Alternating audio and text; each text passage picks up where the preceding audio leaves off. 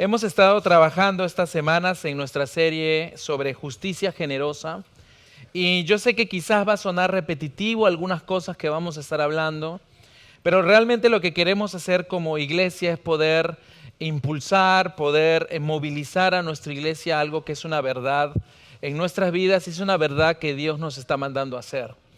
Así que hoy día quería comenzar con una pregunta y esta pregunta tiene que ver con la motivación. ¿Sabes que para hacer las cosas, para accionar cosas, para movilizar cosas, la clave está en la motivación? Para accionar necesitamos una verdad. Para accionar necesitamos un argumento, necesitamos un propósito.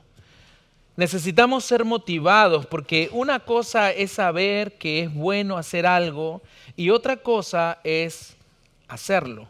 Y para hacerlo necesitas una tremenda motivación que empuje la acción. La pregunta es esta: ¿qué te motiva a hacer lo que haces? ¿Qué te motiva a ir al gimnasio todos los días?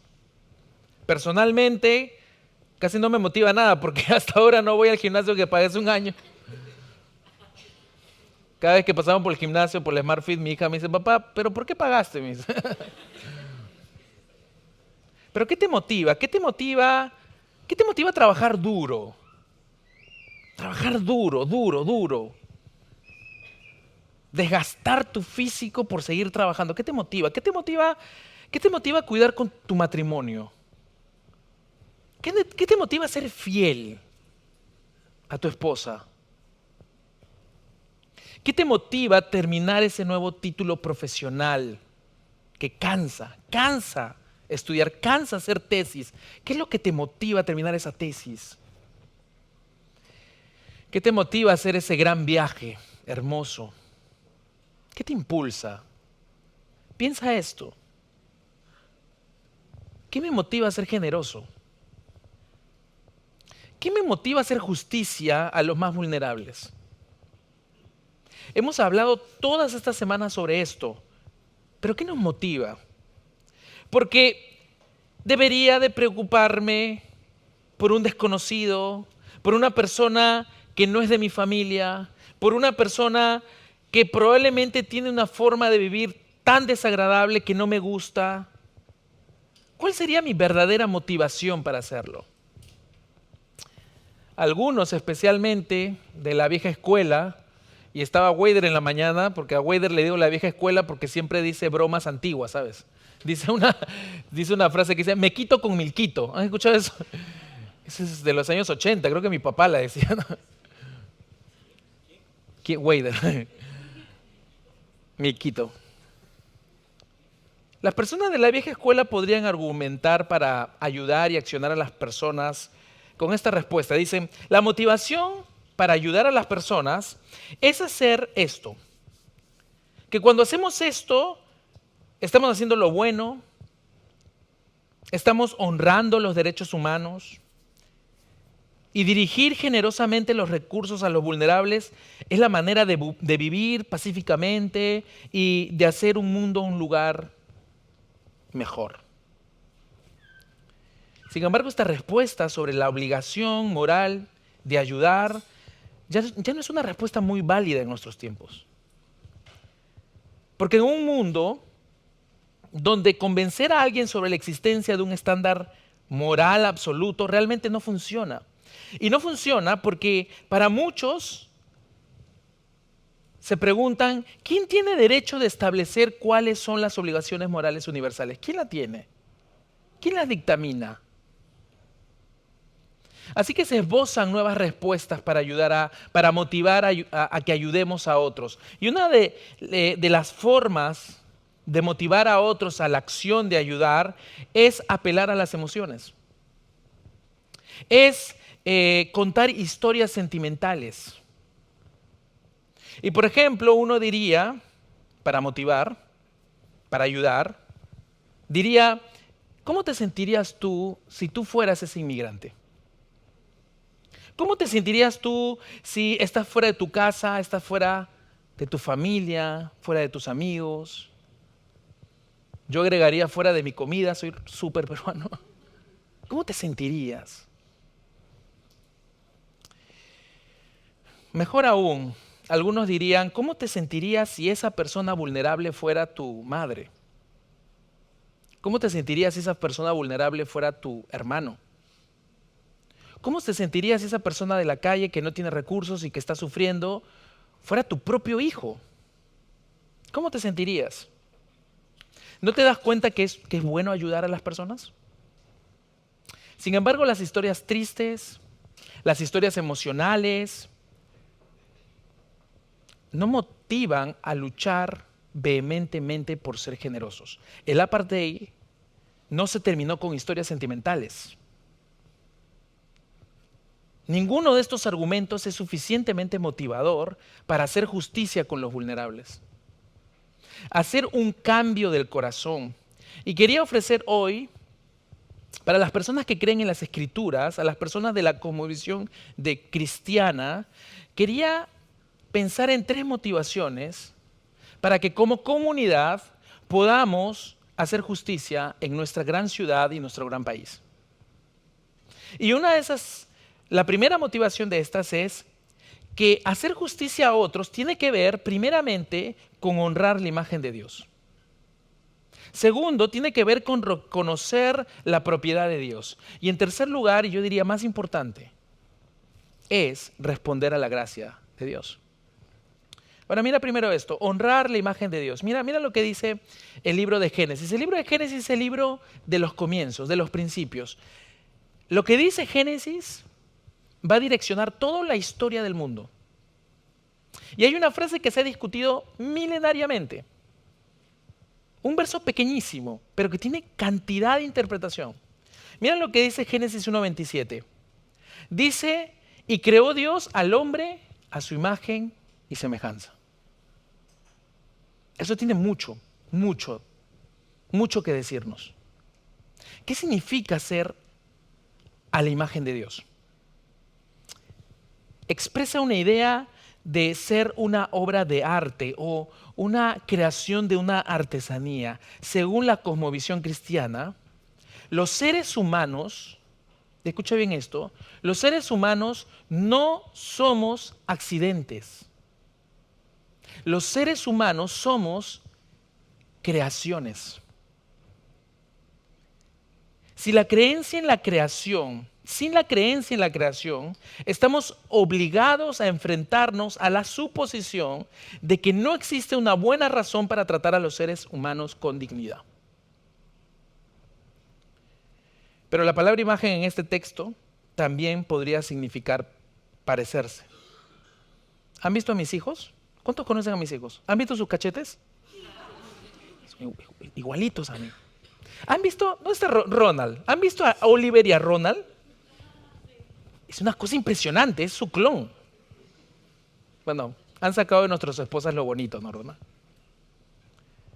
Tiene que ver con parecerse. Así que mira esto. La razón, la creatividad, nuestro sentido moral, nuestro sentido estético, no cuenta con las películas cristianas que son muy malas, ¿ya? Bueno, yo sé que a algunos les gusta la película, a mí no me gusta.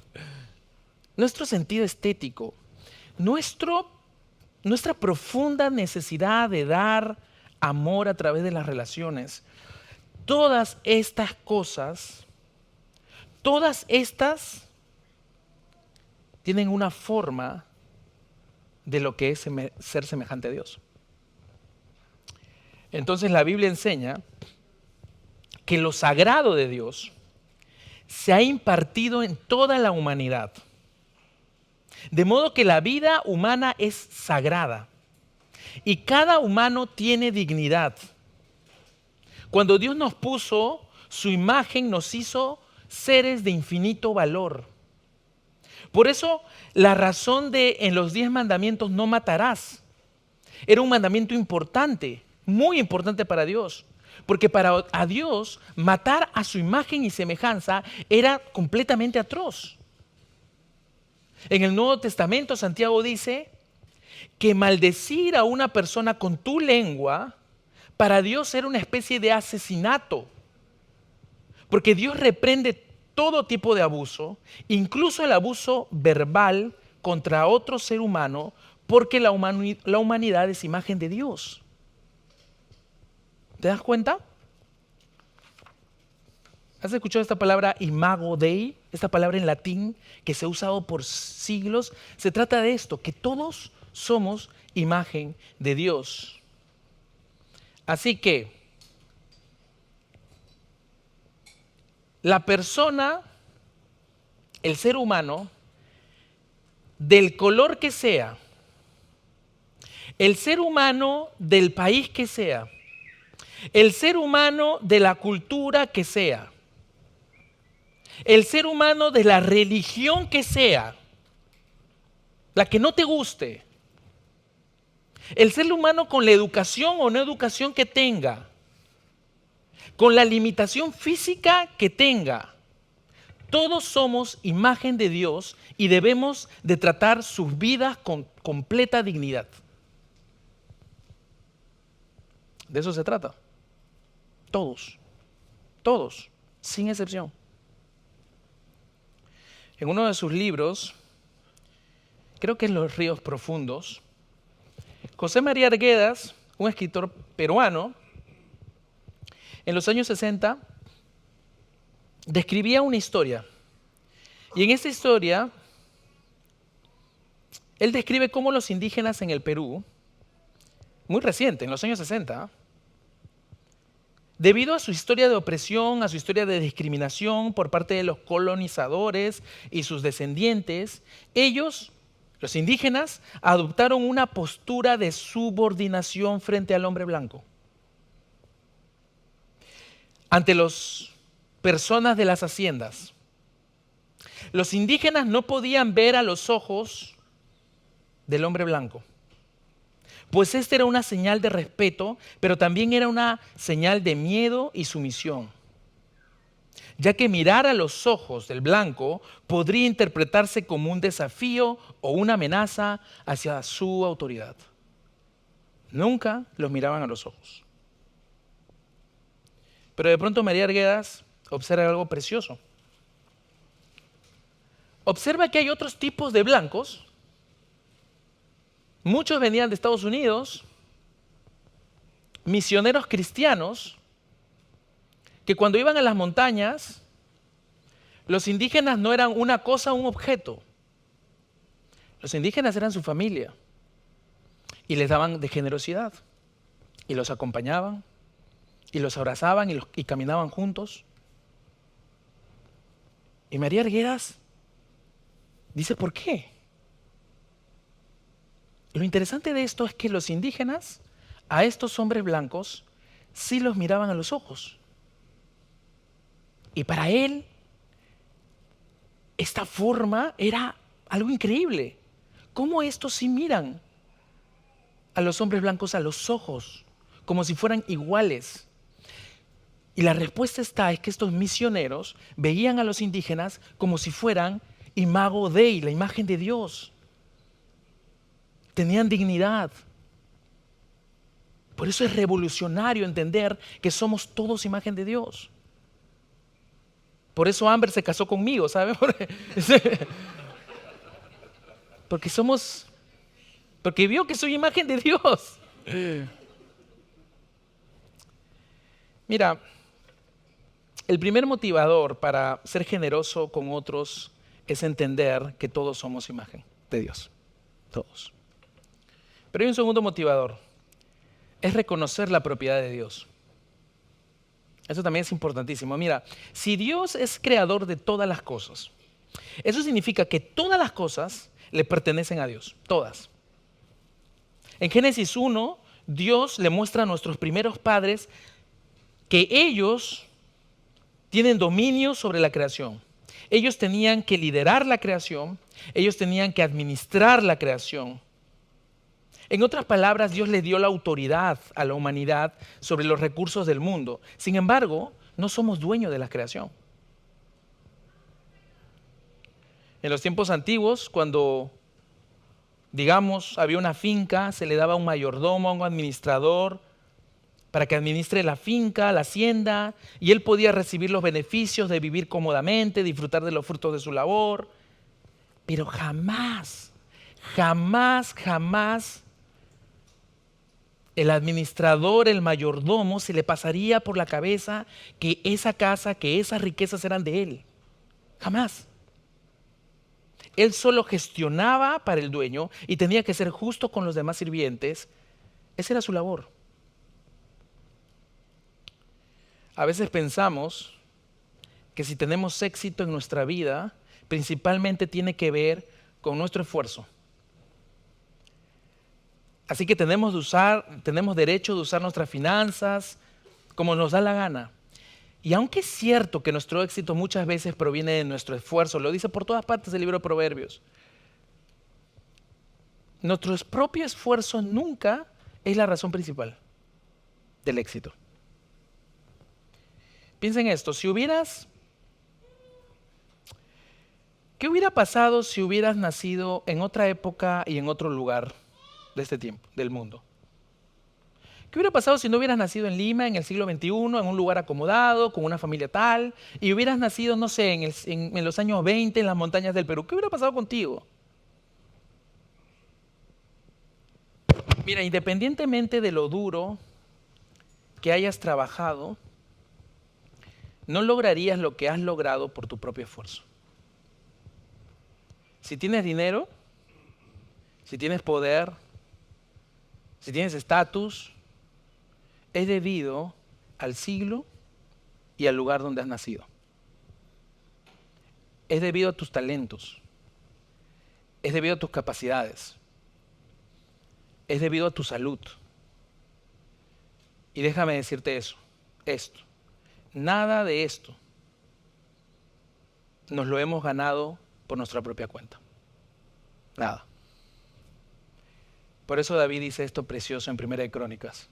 Y quiero que presten atención en este verso. Precioso. David le dice a Dios: tuyos son, Señor, la grandeza y el poder, la gloria y la victoria y la majestad. Tuyo es todo cuanto hay en el cielo y en la tierra. Tuyo también es el reino. Y estás por encima de todo. De ti procede la riqueza y el honor. Tú lo gobiernas todo. En tus manos están la fuerza y el poder. Y eres tú quien engrandece y fortalece a todos. Por eso, Dios nuestro, te damos gracias y a tu glorioso nombre tributamos alabanzas. Precioso, ¿no? Precioso. Amigos, me cuesta decirlo, pero todo lo que tengo, todo, mis zapatos, que me lo vendió mi pastor Julio Chan, le digo los zapatos de prestigio, le digo, porque me los trajo de Estados Unidos, él es bien vendedor, este zapato es lo máximo. Desde que me lo puso me siento más seguro, tengo el flow de Julio. Mis zapatos, mi camisa, mi ropa, mi vida, ahora tengo 2 carros, nunca había tenido 2 carros en mi vida. Mis 3 hijos, mi esposa, la comida, todo lo que tengo, todo lo que tengo es un regalo de Dios, todo. Todo lo que tenemos es de Dios. Ahora que estoy respirando, pero a veces nos olvidamos, ¿verdad? A veces nos damos por sentado de que es así. Damos por sentado porque yo lo logré. Pero cuando ves tu debilidad te das cuenta que no lograste nada. Así se sentía David.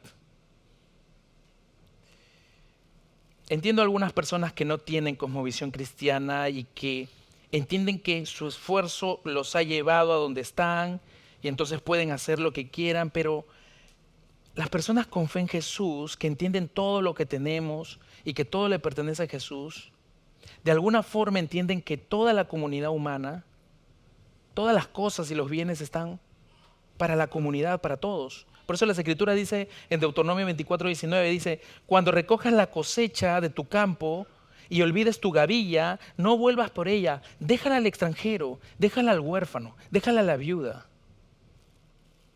Esta es una forma de hacer justicia porque lamentablemente vivimos en un mundo caído donde tanto los bienes como las oportunidades no son equitativas. Ese es nuestro mundo. Hay niños que nacieron en lugares muy empobrecidos, con situaciones durísimas, a diferencia de mis hijos. Mis hijos tienen una muy buena educación, muy buena.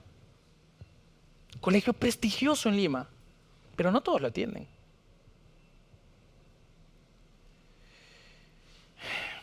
Es una tremenda llamada de reflexión.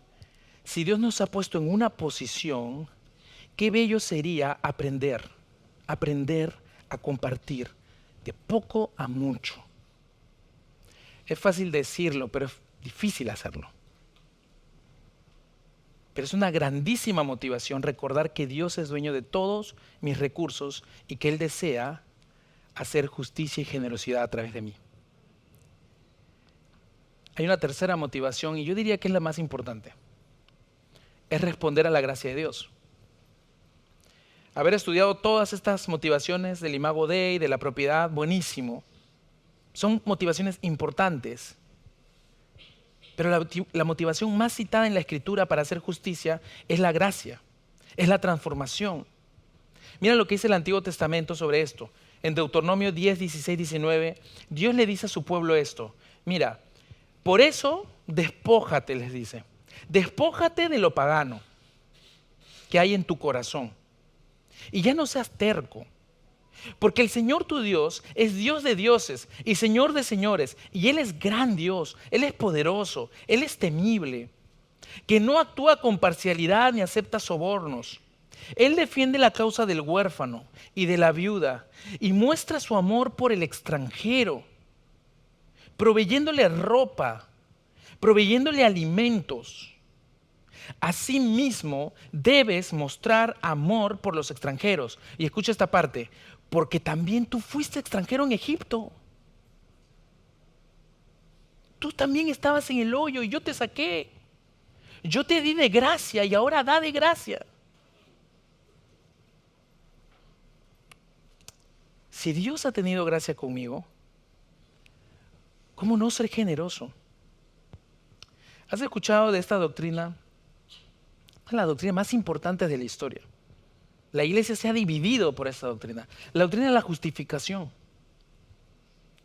Mira, muchas religiones dicen, esfuérzate, vive como debes, Dios te va a aceptar, Dios te va a bendecir si te esfuerzas. Pero la doctrina cristiana de la justificación dice que Dios te acepta gratuitamente. No se trata de tu esfuerzo. Aunque merecemos el castigo por nuestra maldad, nuestro egoísmo, nuestra indiferencia, Jesús vino y se puso en nuestro lugar, vivió la vida que debimos de vivir y en su muerte Él recibió la maldición que nosotros debimos de llevar. Y si nos arrepentimos y creemos en su sacrificio, somos justificados por Dios. Somos justificados por fe, sola fe. Pero si la justificación es por fe y me arrepiento, ¿cómo saber qué es una verdadera fe? Porque puedo decir a todo el mundo, yo creo en esto, pero ¿cómo sé? ¿Cómo lo siento? ¿Cómo la gente se da cuenta que es una verdadera fe? Pruébamelo. Y Santiago responde a esta pregunta. Mira lo que dice, le dice, hermanos míos, ¿de qué le sirve a uno alegar que tiene fe, pero si no tiene obras? ¿Acaso podrá salvarle solo la fe? Así también la fe por sí sola, si no tiene obras, está muerta. Realmente no existe. Solo a través de la fe podemos entrar a una relación con Dios. Pero la prueba definitiva de que tienes fe salvadora es un cambio de vida que produce inevitablemente la verdadera fe. Es decir, solo somos salvos por fe. pero no por una fe que permanece sola. La fe verdadera siempre produce un cambio. La verdadera justificación por gracia. La verdadera transformación que produce el amor de Dios en nuestras vidas rotas, en nuestras vidas vacías. La verdadera transformación que nos arrebató de nuestra vulnerabilidad para hacernos hijos amados por Dios, nos produce hacer justicia al imago Dei. Mira lo que dice el texto con el que comenzamos. Supongamos que un hermano o una hermana no tienen de qué vestirse y carecen de alimento diario. Y uno de ustedes le dice, que te vaya bien, abrígate, come hasta que te sacies, pero no le das lo necesario para su cuerpo. ¿De qué sirve eso? Así también la fe por sí sola, si no tiene obras, está muerta. Estuve pensando en cómo terminar esto y estuve pensando en varios diferentes argumentos. Pensé, pero durante esta semana estuvimos en un retiro precioso. Gracias, Martín. Y me fui un rato a mi cuarto a meditar. Por eso no llegué a la comida. Llegué tarde, no me quedaron nada. Martín ya se había comido todo. Pero estaba pensando ahí en mi cuarto por una hora entera. ¿Cómo aterrizo esto? Y viene una pregunta a mi corazón nuevamente, que resume todas nuestras vidas, toda nuestra comunidad, todo lo que hacemos. Y la pregunta era, ¿qué me motiva a amar? Estuve preguntándome toda esa tarde, ¿qué me motiva a amar? ¿Qué me motiva a humillarme? ¿Qué me motiva a despojarme de mí mismo? ¿Qué me motiva a morir a mí? ¿Qué me motiva a sufrir por otros? ¿Será la culpa la que me motiva? ¿Será mi posición la que motiva eso? ¿Será el aparentar algo que no soy lo que motiva eso? ¿O será alguien que lo motiva? ¿O será la cruz de amor que lo motiva? ¿O será su gracia liberadora que lo motiva? ¿O será su camino de libertad que lo motiva? ¿O será ese camino de pureza, de piedad, de descanso, de esperanza que lo motiva? ¿Será Jesús que me vuelve a llamar cada día? ¿Será Jesús que hace que mi fe brille en obras al cuidar a mi prójimo vulnerable? ¿A mi prójimo que sufre?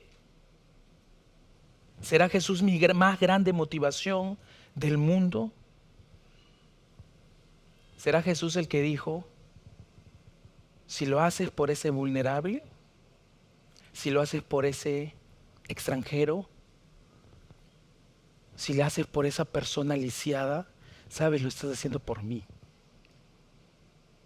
¿Será que al mirar al imago Dei de Dios que sufre, cuando lo miro observo a Jesús sufriendo?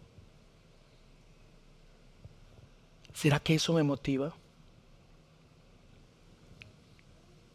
Eso es realmente transformador. Cristo que me amó, ahora me dice, ayuda a los demás. Que esa sea tu gran motivación, que lo haces por mí. Que Cristo y solo Cristo sea nuestra gran motivación para hacer justicia generosa.